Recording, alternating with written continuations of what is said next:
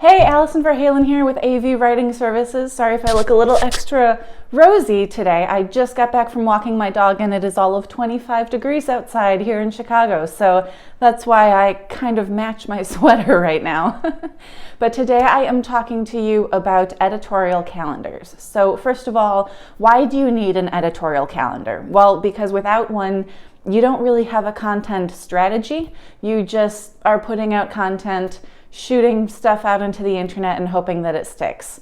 And that's not a strategy, and that it can be very ineffective to do it without an editorial calendar, and you waste a lot of time and money and energy and resources, and you don't get anywhere. You don't attract, engage, or convert the leads that you need. So an editorial calendar is the first part of your strategy in your content marketing efforts. You need to make sure that your topics are topics that people are searching for, and that people are in the right stage of the buying process where they're looking for what it is that you're selling, whether it's a product or a service, B2B or B2C.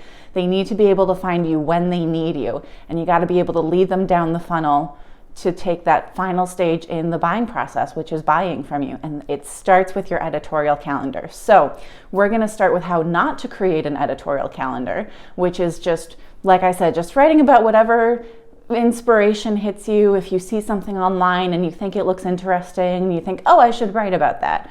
Or if maybe you're talking to someone at a networking event and they ask you a question and you decide to write a blog post about that. If you don't do the research first, you can't be sure that your audience is really looking for that information. So talking to people at networking events is a great way to get firsthand information about the kinds of questions that people are asking and what they're looking for. But is it just one person at a networking event who doesn't know anything about your industry, is not your target audience, doesn't know what they're talking about, so they ask you this one question because they know that you know something about it?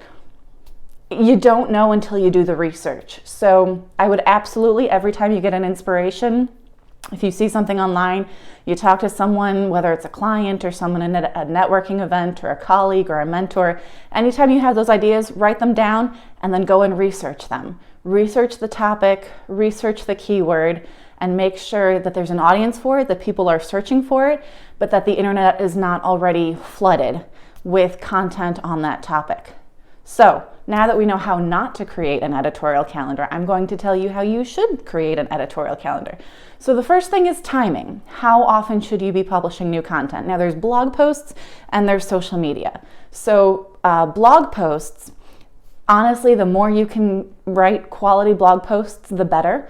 The websites that do the best blog every single day, literally, some of them even multiple times per day. But for most of us small business owners, that's not a reality. It's not a reality for me. That's why I publish once a week.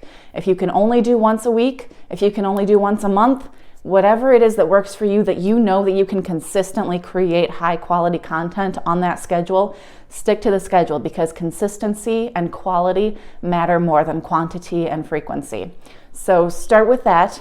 Blog posts are usually best published Tuesday and Wednesday mornings about mid-morning, but again, it varies, but it might vary depending on your audience. So you might want to do a little A/B testing with that. Maybe try different days of the week when you first start blogging to see what gets the most traction. For social media, again, it depends on the platform.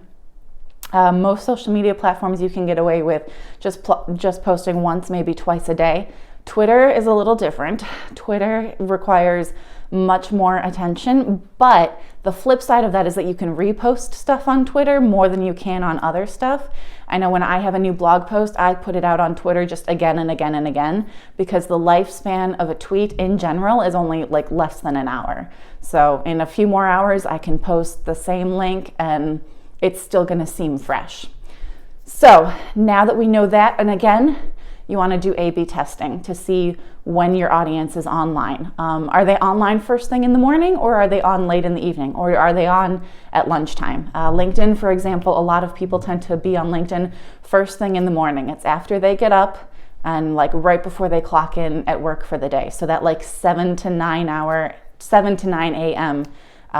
Block is really good for LinkedIn. Twitter, Twitter has a lot of activity during the day, but it also has a lot of activity like 2, 3 o'clock in the morning when some people are up. So again, check your industry, and it might be different for your industry. There's the general rule, there's when most people are on, there's when the average Twitter user is on there, and then there's when your audience is on there. Your audience might be sleeping, normal, whatever, 10 p.m. to 6 a.m. or whatever, and then so they're not checking Twitter in the middle of the night.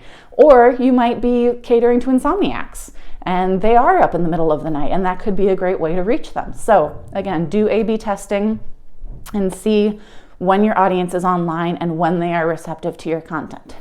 Next up, you need to know what topics to come up with, how to come up with topics. So again, research your audience. You need to know what they want to know. What are they searching for? Where are they searching for it? What social media channels are they on? What search terms are they using? What do they need? What questions do they need answered? One of the ways to do this, again, talking to clients, doing keyword research, and then you have websites like Quora. Quora is a great website where people are just asking questions. You can just log on and look up a particular topic. They have a category for everything on Quora, and you can just go to that topic and scroll through and see what people are searching for. What questions are they asking? And if they're asking about something in your industry, again, go to the keyword research. Always go to the keyword research before you decide to start writing that blog post. See if there's a lot of people asking about that, or if it's just a few people on Quora. The next thing you need to do is content topic generators. HubSpot has a content topic generator that a lot of people love. They have a free version and then they have a paid version. Ahrefs is another one, ahrefs.com, has a content topic generator. They have a subscription model, so you're going to have to pay for that, but people love their content topic generator. So that's another one. And then again, go back to the keyword research. Anytime it gives a topic generator gives you a topic, make sure that there's a market in your industry for that topic. And Ahrefs is really good at identifying the gaps in content in your industry where there's not a lot of topic on a particular issue in your industry, which is why people love their topic generator so much. But again, go back to the keyword research and then research holidays. Are there holidays? I mean, we all have the general holidays that everyone celebrates. There's Independence Day, there's New Year's Day that most people are celebrating. And you can always tweak that and find a way to make it relevant to your industry. But then there are the other small holidays throughout the year. If your target audience is really into Star Wars, for example, do something for May the 4th. Find a way to make it relevant to whatever it is you're selling. Create a piece of content around it. It will resonate with your audience and it will get their attention on that particular day. And again, do your keyword research. Always do your keyword research and make sure that you analyze it using a headline analyzer. I use CoSchedule for their headline analyzer. It's amazing. I love it. I use it for every single blog post I create. So that's it. That's everything you need to create an editorial calendar. We are having a special at AV Writing Services for editorial calendars now through the end of 2019. If you reach out to us before 2020, we can do an editorial calendar. It's half off. They're normally $300. We will be offering them for $150, again, until the end of 2019. And that gets you 8 blog post topics, as well as a whole tab in Excel that is all about the keywords that you should be using. We will research those keywords. We will make sure that they are relevant to your industry.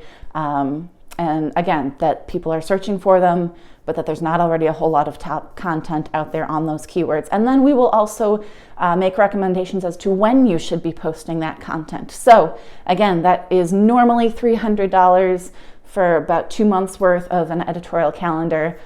But now through the end of 2019, it is $150. So you can reach out to us. We are at info@avwritingservices.com if that is of interest to you.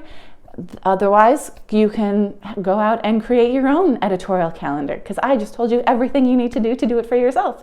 But if you don't have the time, if it's too time consuming, if you don't want to bother, you've got other stuff to do during the holiday season, that's what we're here for. Have a great week and happy marketing.